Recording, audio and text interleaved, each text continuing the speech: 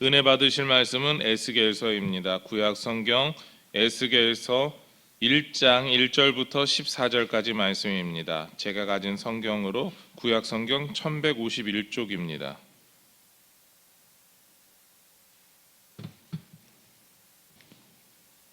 에스겔서 1장 1절부터 14절까지 말씀입니다.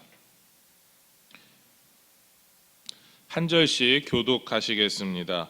30째 해 넷째 달 초닷새에 내가 그발 강가 사로잡힌 자 중에 있을 때에 하늘이 열리며 하나님의 모습이 내게 보이니 여호야긴 왕이 사로잡힌 지 5년 그달 초닷새라. 갈대아 땅 그발 강가에서 여호와의 말씀이 부시의 아들 제사장 나 에스겔에 특별히 임하고 여호와의 권능이 내 위에 있으니라. 내가 보니 북쪽에서부터 폭풍과 큰 구름이 오는데 그 속에서 불이 번쩍번쩍하여 빛이 그 사방에 비치며 그 불 가운데 단쇠 같은 것이 나타나 보이고 그 속에서 내 생물의 형상이 나타나는데 그들의 모양이 이러하니 그들에게 사람의 형상이 있더라. 그들에게 각각 내 얼굴과 내 날개가 있고 그들의 다리는 고든 다리요 그들의 발바닥은 송아지 발바닥 같고 광낸 구리같이 빛나며 그 사방 날개 밑에는 각각 사람의 손이 있더라. 그 네 생물의 얼굴과 날개가 이러하니 날개는 다 서로 연하였으며 갈대에는 돌이키지 아니하고 일제히 앞으로 곧게 행하며 그 얼굴들의 모양은 넷의 앞은 사람의 얼굴이요 넷의 오른쪽은 사자의 얼굴이요 넷의 왼쪽은 소의 얼굴이요 넷의 뒤는 독수리의 얼굴이니 그 얼굴은 그러하며 그 날개는 들어 펴서 각기 둘씩 서로 연하였고 또 둘은 몸을 가렸으며 영이 어떤 쪽으로 가면 그 생물들도 그대로 가되 돌이키지 아니하고 일제히 앞으로 곧게 행하며 또 생물들의 모양은 타는 숯불과 횃불 모양 같은데 그 불이 그 생물 사이에서 오르락 내리락 하며 그 불은 광채가 있고 그 가운데에서는 번개가 나며 그 생물들은 번개 모양같이 왕래하더라. 아멘. 구약 성경에는요 몇 가지 큰 사건이 있습니다. 그리고 그 몇 가지 큰 사건으로 구약 성경 전체를 이야기할 수 있죠. 그 몇 가지 사건을 보게 되면요 천지를 창조하신 일, 노아의 대홍수, 출애굽, 신의 산에서 언약을 받고 가나안 땅 정착함, 그리고 이스라엘이 남북으로 나뉘었다. 그리고 또한 북이스라엘이 멸망하고 남유다가 멸망하며 포로로 끌려갔다가 다시 돌아오게 된다 등의 이야기 등으로 나눌 수가 있습니다. 그 중에서 오늘 말씀은요 남유다의 백성들이 바벨론에게 나라를 멸망당하고 포로로 끌려갔을 때의 일입니다. 우리가 또 포로가 몇 년 갔다 왔습니까? 라고 이야기를 한다면 70년간 갔다 왔습니다 라고 이야기를 하게 됩니다. 바로 그 포로 때 그 포로기에 이스라엘 백성들에게 하나님의 말씀을 전한 바로 그 선지자에 대한 이야기가 에스겔서입니다. 오늘 말씀 2절을 우리 한번 같이 읽겠습니다. 여호야긴 왕이 사로잡힌 지 5년 그달 초닷새라. 이 짧은 구절 안에는요 몇 가지 정보가 담겨 있습니다. 먼저 여호야긴 왕은 BC 597년경에 바벨론에 의해서 포로로 사로잡혔습니다. 그러니까 여호야긴 왕이 사로잡힌 지 5년이 되었다라고 하는 것은 유대 사람들도 우리나라처럼 잡힌 그 해를 첫 해로 치게 됩니다. 그러니까 실제적으로 숫자를 빼면 4년을 빼게 되면 593년에 지금 에스겔 선지자가 그발 강가에서 하나님의 말씀을 받고 있다라고 하는 단순한 계산이 나오게 됩니다. 또 이 안에는요 이런 정보도 우리가 추측할 수 있습니다. 남유다 백성의 보통 포로기는요 BC 606년부터 BC 536년까지를 이야기를 합니다. 그러니까 BC 593년이다라고 하는 이야기는 포로기가 끝나려면 아직 시간이 남았는데 그 기간이 대략 56년 정도 된다. 약 56년, 55년 요 정도 기간이 남아있을 때였다라는 이야기를 우리에게 해주고 있습니다. 그러니까 포로기가 시작된 지, 포로로 잡혀온 지 10년 이상 되었을 때 사람들이 느끼는 감정은 어떠했을까요? 특히 이들이 느끼는 감정은 남유다의 그 마지막 왕이라고 할 수 있는 그 사람조차도 지금 잡혀와서 우리와 함께 있는데 우리가 고향으로 돌아갈 수 있을까? 라고 하는 게 그들의 생각이었습니다.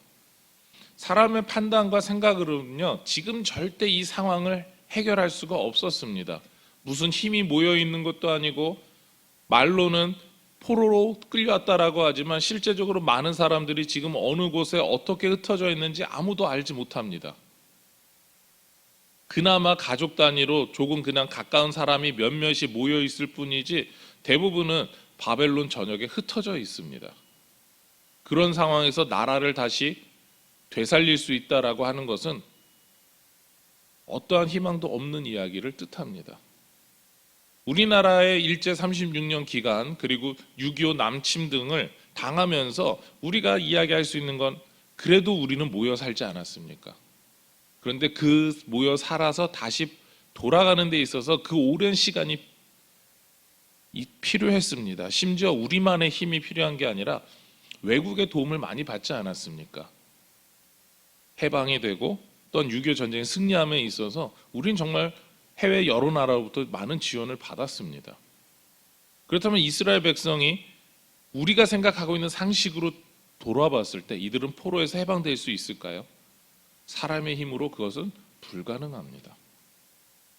그래서 사람들에게 있어서 소망이 사라졌고 절망이 가득했습니다. 심지어 어떤 사람들은 하나님께서 우리를 버리셨어라고까지 생각하기에, 아니 그렇게 생각하고 완전히 포기한 그런 삶을 살고 있었습니다. 이때 하나님께서 선지자를 부르셨습니다. 선지자는 하나님의 뜻을 전하는 사람이죠. 하나님의 뜻이 절망하고 포기하고 회복하지 못할 거다, 우리는 고향으로 돌아갈 수 없어 라고 생각하며 아예 포기하고 절망 가운데 있는 그 사람들에게 어떻게 전해졌을까요? 저는 에스겔이 전하는 이 메시지 자체가 포로로 잡혀있는 사람들에게 하나님의 소망이며 하나님께서 주시는 희망의 메시지였다라고 생각을 합니다. 그러니까 지금 현실이 아무리 힘들고 어려워도 하나님이 그들에게 전해주시는 그 이야기를 통해서 그들이 위로받고 힘을 내기를 원하셨다라는 이야기죠. 하나님의 뜻을 보여주는 그 말씀의 내용들이 어떠한 것이 있었을까라고 생각하면서 우리 같이 에스겔 말씀을 좀 보려고 하는데요. 먼저 1절 말씀을 같이 한번 읽겠습니다. 에스겔 1장 1절 말씀 같이 읽겠습니다. 서른째 해 넷째 달 초다새에 내가 그발 강가 사로잡힌 자 중에 있을 때에 하늘이 열리며 하나님의 모습이 내게 보이니. 에스겔은 선지서를 기록하면서 자신이 경험한 상황을, 자신의 눈으로 본 내용을 자신의 입으로 전합니다. 좀 복잡하게 설명을 했는데요, 에스겔 1장 1절 말씀은 소설의 1인칭 시점과도 같은 내용으로 전달하고 있죠. 내가 경험했는데, 내가 이것을 보았는데 라는 이야기입니다. 이 의미를 좀 살려서 메시지 성경은 이렇게 해석하고 있습니다. 제가 읽어드리겠습니다. 내 나이 30살이던 해 그해 넷째 달 5일에 나는 포로로 잡혀온 사람들과 함께 그발 강가에서 살고 있었다. 그때 하늘이 열리고 내게 하나님의 환상이 보였다. 에스겔서는 이렇게 시작합니다. 하나님이 우리에게 소망의 빛으로 다가오셨다라는 겁니다. 절망만 남은 그때에 하나님께서 환상을 보여주시고 권능 가운데 역사하셨다라는 겁니다. 그리고 아무것도 기대할 수 없는 사람들에게 우리는 그때 하나님의 빛을, 소망의 빛을 보았다라는 이야기를 하고 있는 겁니다. 그렇습니다. 에스겔은요, 절망에 빠진 사람들에게 희망을 노래하는 선지자였습니다. 좌절하고 낭망하고 포기한 사람들에게 하나님께서 주시는 바로 그 희망을, 하나님이 더하여 주시는 희망을 노래하는 사람이었습니다. 하나님께서 그발 강가에 에스겔 선지자에게 보여주신 희망의 모습은 평범하지 않았습니다. 하나님께서 폭풍 가운데 큰 구름 속에서 나타나셨는데, 하나님 나타나신 모습은 특별한 형상을 통해서 보여주셨습니다. 바로 내 생물의 형상이었는데요. 5절 말씀입니다. 우리 5절 말씀 같이 읽겠습니다. 그 속에서 내 생물의 형상이 나타나는데 그들의 모양이 이러하니 그들에게 사람의 형상이 있더라. 얼핏 보아서는 사람의 모습과 비슷한 내 생물의 형상을 보여주셨습니다. 그 모습에 대한 묘사가 오늘 말씀 우리가 같이 읽었던 14절까지 나타나고 있습니다. 이들에게는 특징이 있었는데요. 가장 외형적인 모습으로 보게 된다면 6절 말씀입니다. 우리 6절 말씀도 같이 한번 읽겠습니다. 그들에게 각각 내 얼굴과 내 날개가 있고, 이 내 날개와 내 얼굴의 모습에 대한 묘사가 계속해서 이어지게 됩니다. 내 날개가 있었는데 두 날개로 서로가 서로를 이렇게 감싸 안았고, 그리고 다른 두 날개로는 자신의 몸을 가렸다라는 이야기를 합니다. 우리가 봤을 때 사람의 형상을 가졌고 날개를 가졌다라고 하면 천사일 겁니다. 그런데 그 천사가 날개를 나는 데 쓰는 게 아니라 자신들의 모습을 서로 가려주는 데 쓰고 있습니다. 그럼에도 그들은 날고 있었다라는 거죠. 그러니까 우리가 생각할 때 천사는 날개짓을 막 하면 날 거야가 아니라 이들은 그냥 하나님께서 주신 권능으로 초자연적인 힘으로 그냥 공중을 날아다닐 수 있는 겁니다.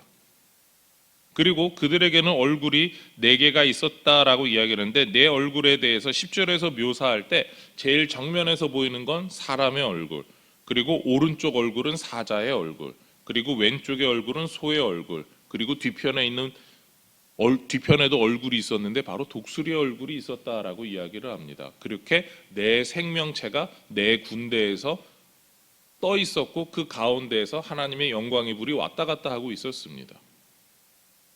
그리고 그들이 움직이는 여러 모양을 나타내고 있었죠. 우선 내 얼굴을 사면으로 가졌다라고 하는 이 형상, 그 모습은요, 하나님께서 동서남북 사면을 동시에 바라보는 모습을 뜻하고 있습니다. 동서남북 네 방향은요, 고대부터 모든 곳을 상징하는 표현으로 자주 사용되었습니다. 그러니까 내면을 하나님께서 동시에 바라본다라고 하는 이 말에는요, 하나님께서 모든 곳을 동시에 바라보고 계신다라는 그 의미를 담고 있습니다. 그리고 이러한 형상을 가진 내 생물은 조금 독특한 움직임을 보여주게 되죠. 14절 말씀 우리 같이 읽겠습니다. 그 생물들은 번개 모양같이 왕래하더라. 그 내 생물이 움직이는 모습이 그냥 우리가 눈에 보이게 움직이는 것이 아니라 우리 눈에 가장 빠른 모습, 바로 번개같이 움직였다라는 겁니다. 우리 번개를 보통 빛으로 이렇게 바꿔서 표현할 수 있습니다. 빛의 속도에 대해서 이야기를 할 때 빛은 1초에 지구를 7바퀴 반을 돈다라고 이야기를 합니다. 그 말에는요, 이 빛이라고 하는 것은 순식간에 온 세상을 덮어버린다라는 이야기입니다. 그리고 하나님께서 움직이실 때 그 모습을 우리는 쳐다볼 수도 없고, 그리고 다시 표현한다면 어느 곳에나 계신다라고 하는 의미를 이야기할 때 번개같이 움직인다라는 이야기를 하는 겁니다. 그렇습니다. 오늘 선지자가 하나님의 모습을, 그 형상을 천사를 통해서 보고 있는데, 그 천사의 움직이는 모습조차 어떻습니까? 천사는 하나님의 영광을 상징하며 모든 곳을 바라보고 있고 모든 곳에 항상 있는 존재로 움직이고 있다라는 겁니다. 하나님이 그렇게 함께 하신다라는 거죠. 오늘 에스겔 선지자는 하나님께서 보여주신 내 생물의 모습을 통해서 단순히 내 생물만 그렇구나가 아니라 하나님께서 그렇게 모든 것을 바라보시며 모든 곳에 함께 하신다는 사실을 깨달았습니다. 그리고 선지자는 거기서 한 걸음 더 나아가게 되죠. 바로 하나님에 대한 놀라운 사실입니다. 그것은 하나님이 어느 특정한 곳에 얽매여 계신 분이 아니라 세상의 모든 곳을 보시며 어디든 함께 하시는 그 하나님이 지금 어디에 계시다는 겁니까? 바벨론 포로로 끌려온 그 그발 강가에 내가 너희와 함께 하시다라고 하는 것을 보여주고 계시는 겁니다. 하나님께서 이스라엘 백성을 떠나시지도 않았고 그들과 지금도 함께 하시는 것을, 함께 하시는 모습을 보여주고 계시는 겁니다. 사람들은 희망이 사라졌습니다, 하나님이 우리와 함께 하시지 않습니다 라고 얘기하는 그때에 하나님이 오히려 선지자를 통해서 이야기하시죠. 나는 너희들을 떠나지도 않았고 너희들과 함께 있다라는 겁니다. 이것이 바로 에스겔 선지자가 던지는 소망이며 희망의 메시지였습니다. 너희 힘으로 해결할 수 없지만, 너희 힘으로 해결할 수 없는 모든 상황이지만 내가 함께 있어. 내가 그 모든 것을 바꿀 수 있어 라는 이야기였습니다. 또한 이렇게 하나님께서 하시는 선포는 이스라엘 백성만을 위한 선포가 아닙니다. 세상 곳곳에서 지금도 살아가고 있는 모든 성도들을 위한 말씀입니다. 세계 어느 곳이든 함께 하시며 바라보시며 지금도 하나님이 함께 하심을 잊지 말라라는 것이죠. 하나님께서 우리와 함께 하시는 것으로 우리가 모든 것이 끝났다라고 이야기하지 않습니다. 하나님이 우리의 모든 소원을 들어주시고 그리고 필요를 채워주신다고까지 우리는 이야기를 합니다. 그렇다면 지금도 마찬가지겠죠. 우리는 살면서 힘든 일이 생기면 아무도 나와 함께하지 않는다라고 결론을 내리고 때때로 절망하기도 합니다. 아무도 나의 힘든 일을 모른다라고 생각을 하죠. 그러나 지금도 하나님께서 우리와 함께 하십니다. 우리의 삶을 바라보고 계십니다. 복음송 중에 주만 바라볼지라고 하는 그 찬양이 있습니다. 그 찬양 가운데 우리를 바라보시고 풍성하게 우리의 삶을 채워주시는 하나님에 대해서 이렇게 묘사하고 있는데요.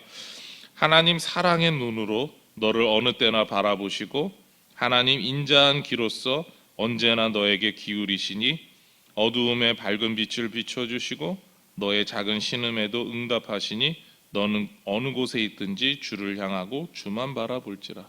이 찬양에서는 하나님이 우리를 바라보시고 함께 하시는데 너가 어두운 곳을 바라보지 말고 하나님을 바라보라라는 이야기를 하고 있습니다. 그리고 오늘 에스겔 선지자가 경험하고 있는 상황과 너무나 잘 맞아떨어지고 있습니다. 사람들은 희망이 없고 절망만 바라보고 있었습니다. 하나님이 함께 하시지 않는다라고 생각했습니다. 그러나 하나님께서 영광 가운데 내 생물 가운데 나타나셔서 내가 너희와 함께 있고 너희에게 희망이 있고 소망이 있다라는 겁니다. 그럼 누구를 바라봐야 되겠습니까? 하나님을 바라보아야 됩니다. 절망스러운 현실, 좌절되는 현실을 바라보는 것이 아니라 하나님을 바라보라라고 하는 이야기를 던지고 계십니다. 우리도 마찬가지입니다. 여러분의 삶의 모습 가운데 힘든 일이 분명히 있을 겁니다. 해결할 수 없는 일이 분명히 있을 겁니다. 그때 하나님은 누구를 바라보라고 그러십니까? 그 문제가 아니라 하나님을 바라보라고 하십니다. 그 하나님을 날마다 바라보시며 또한 오늘 새벽에도 하나님을 바라보시며 기도하시는 저와 여러분의 삶이 되기를 소망하며 축원합니다. 기도하시겠습니다.